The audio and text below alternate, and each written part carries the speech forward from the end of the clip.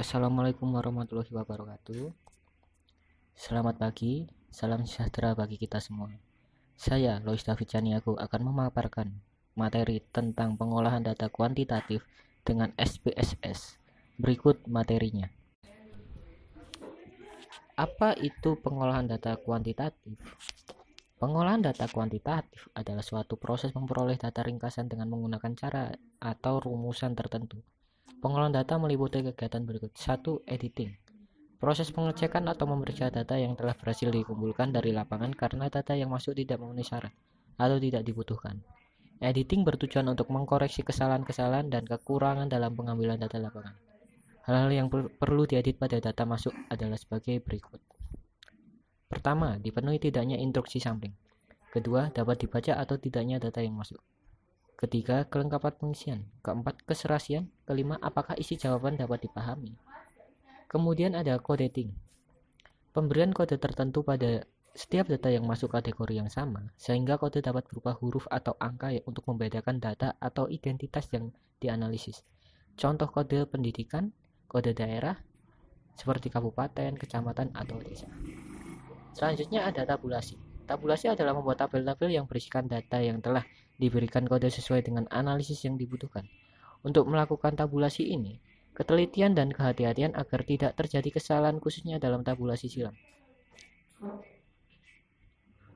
Tabel ini dapat berbentuk satu, tabel pemindahan. Tabel pemindahan disebut juga lembaran kode, yaitu tempat memindahkan kode dari kuesioner atau pencatatan pengamatan. Kedua, tabel biasa. Tabel biasa adalah tabel yang disusun berdasarkan sifat koresponden tertentu dan tujuan tertentu. Ketiga, tabel analisis. Tabel analisis adalah tabel yang memuat suatu jenis informasi yang dianalisis. Tabel ini hanya memuat satu jenis informasi, contohnya tabel satu arah atau tabel tunggal dan tabel silang. Setelah kita mengetahui apa itu pengolahan data kuantitatif, maka kita berlanjut ke SPSS. SPSS adalah aplikasi yang digunakan untuk melakukan analisis statistika tingkat lanjut. Analisis data dengan algoritma machine learning, analisis string, serta analisis big data yang dapat diintegrasikan untuk membangun platform data analisis. SPSS sangat populer di kalangan peneliti dan statistikawan untuk membantu melakukan perhitungan terkait analisis data. SPSS menyediakan library untuk perhitungan statistika dengan antarmuka interaktif yang menjadikannya sebagai software analisis data tingkat lanjut paling populer di berbagai universitas, instansi, dan perusahaan. Pengolahan data kuantitatif dengan SPSS. Data kuantitatif juga bisa diolah melalui SPSS. Data tersebut selanjutnya diolah menggunakan aplikasi SPSS yang menghasilkan luaran berupa nilai standar deviasi, varian, simpangan baku, UJT satu sampel, UJT sampel berpasangan, dan lain-lain. Karena penelitian kuantitatif menghasilkan output berupa angka statistik yang baik dalam data deskriptif maupun interferensial, analisis kuantitatif digunakan peneliti jika ingin membedah topik dengan melakukan pengukuran. Sehingga ada 3 komponen penting dalam melakukan penelitian kuantitatif yang akan memudahkan mahasiswa dalam melakukan olah data SPSS. Pertama, memahami dasar ilmu statistik dan landasan penelitian. Dalam penelitian kuantitatif, hasil dari penelitian menjadi sebuah pembuktian hipotesis. Untuk bisa memiliki hipotesis yang mampu dibuktikan, mahasiswa harus mampu menguasai teori yang digunakan. Tujuan capaian penelitian yang diinginkan sebagai beberapa komponen utama pembentuk hipotesis. Dari landasan hipotesis yang jelas ini, pada akhirnya mahasiswa akan mampu memahami landasan dan menganalisis apakah hasil penelitian sesuai dengan hipotesis atau capaian yang diinginkan. Selain memahami landasan penelitian, memahami atau setidaknya mengerti dasar ilmu statistik menjadi hal selanjutnya yang mampu dimiliki mahasiswa. Dasar ilmu statistik ini akan membantu mahasiswa dalam proses pengambilan data, memasukkan data, dan juga membaca hasil data yang berupa angka, menginterpretasikannya menjadi hasil yang mudah dipahami seperti saat melakukan reliability test. Mahasiswa mampu membaca makna angka yang keluar. Selanjutnya, memahami teknik sampling. Dalam penelitian kuantitatif, teknik pengumpulan data paling populer yaitu survei. Memahami teknik sampling ini sangat penting untuk dimiliki, tidak seperti cakupan sensus yang luas dan menyeluruh. Dengan teknik survei, penelitian harus mampu membuat karakteristik dan komposisi yang pas untuk menentukan wakil atau objek penelitian yang proporsional dari jumlah seluruh populasi yang sesuai dengan kebutuhan penelitian atau hipotesis penelitian. seperti berapa jumlah wanita yang diinginkan menjadi objek penelitian dan signifikansi perbandingan dengan objek pria. Mengapa jenjang pendidikan penting untuk diperhatikan atau mengapa latar belakang tempat tinggal mempengaruhi? Teknik sampling ini juga penting saat mengolah data SPSS karena berkaitan dengan value yang akan ditempelkan dalam setiap karakteristik sampling. Ketika memahami jenis data, seluruh data dalam SPSS akan dikonversikan atau diolah dalam bentuk angka, sehingga memahami jenis data menjadi rumus dasar yang mutlak dimiliki peneliti.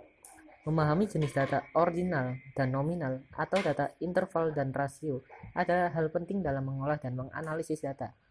Peneliti harus mampu untuk mengerti sense dari setiap yang didapatkan dan bagaimana proses pengolahannya. Memahami jenis-jenis data ini juga akan semakin mempermudah peneliti yang harus memberi value dalam data yang diolah dan dikategorisasi data yang digunakan, misalnya dalam kategori jenis kelamin nomor 1 untuk melabeli laki-laki dan nomor 2 untuk melabeli wanita. Pemahaman akan jenis data ini akan sangat mudah mempengaruhi sensi beberapa kategorisasi yang seragam namun bisa diberi value yang berbeda. Sama seperti nilai 83, berarti data nominal hanya menjadi data untuk menunjukkan hasil belajar, namun bisa menjadi data ordinal saat diberi nilai memuaskan jika dikategorikan berjenjang kategori. Memuaskan untuk rentang nilai 71 sampai 85. Kemudian cara mengolah data dengan SPSS. Pertama, klik analis, kemudian deskriptif statistik, kemudian deskriptif seperti gambar tersebut. Jika sudah, kedua, pilih variabel yang akan dianalisis.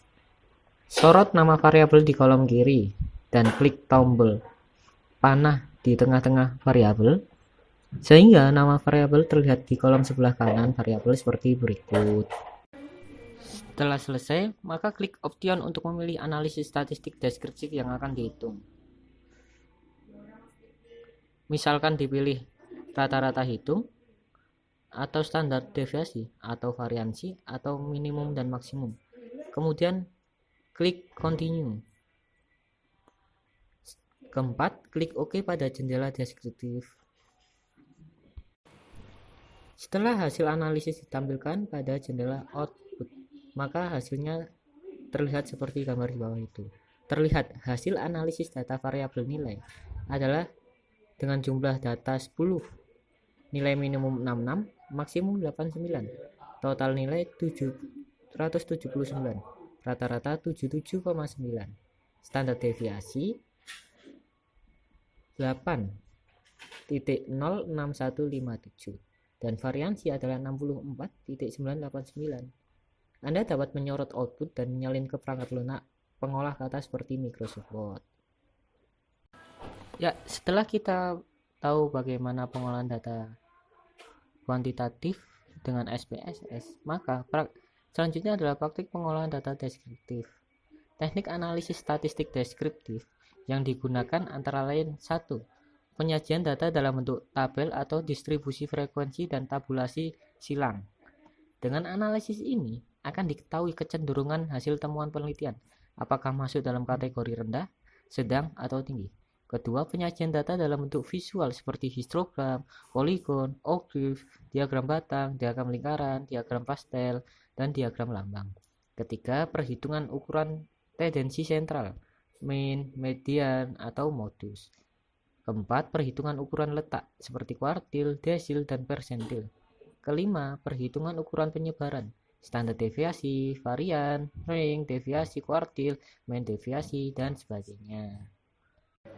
Ya, lanjut ke praktek pengolahan data korelatif. Sebelum masuk data, dalam analisis korelasional ini, variabel dibagi dalam dua bagian, yaitu variabel bebas dan variabel terikat.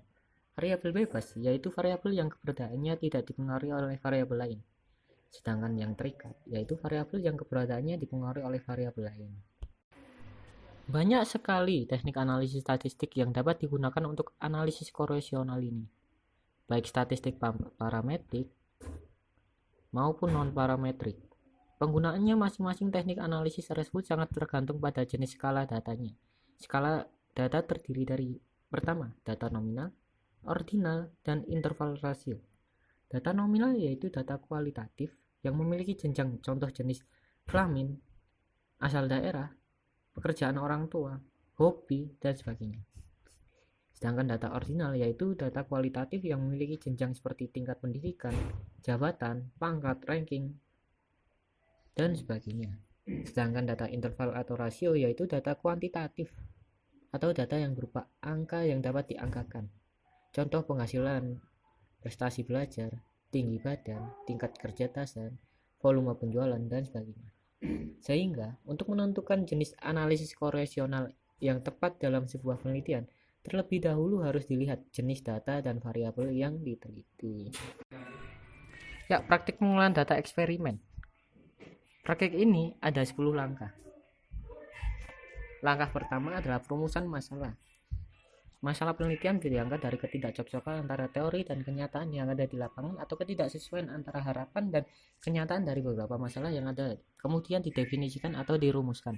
Kedua, menelaah pustaka. Berdasarkan masalah penelitian, kemudian dilakukan telaah terhadap kepustakaan untuk mencari teori-teori yang relevan dengan masalah penelitian. Teori ini bisa mendukung fakta yang terjadi, dapat pula menentang fakta yang terjadi. Ketiga, rumusan hipotesis dan pendefinisian variabel. Berdasarkan hasil telaah kepustakaan diajukan hipotesis penelitian berupa saran dan penyusunan hipotesis yang dikemukakan Surya Brata berikut ini. Pertama, hipotesis hendaknya menyatakan pertautan antara dua variabel atau lebih. Hipotesis hendaknya dinyatakan dalam kalimat deklaratif. Hipotesis hendaknya dirumuskan secara jelas dan padat. Hipotesis hendaknya dapat diuji. Kemudian seluruh variabel penelitian didefinisikan secara operasional sesuai dengan apa yang dimaksud peneliti. Keempat, pemilihan desain. Berikut adalah membuat rancangan eksperimen dengan langkah-langkah seperti berikut. Mengidentifikasi variabel, memilih rancangan penelitian, menentukan sampel penelitian yang menggambarkan populasi. Keempat, menyusun dan memvalidasi instrumen yang digunakan untuk mengukur hasil eksperimen, menetapkan langkah-langkah, menyatakan hipotesis dan atau hipotesis data. Kelima, penentuan sampel representatif. Agar generasi kesimpulan hasil penelitian ini jelas berlaku pada kelompok suatu subjek penelitian, maka mengambil sampel representatif adalah penting. Misalnya apakah random atau non-random berada ukuran pada sampelnya.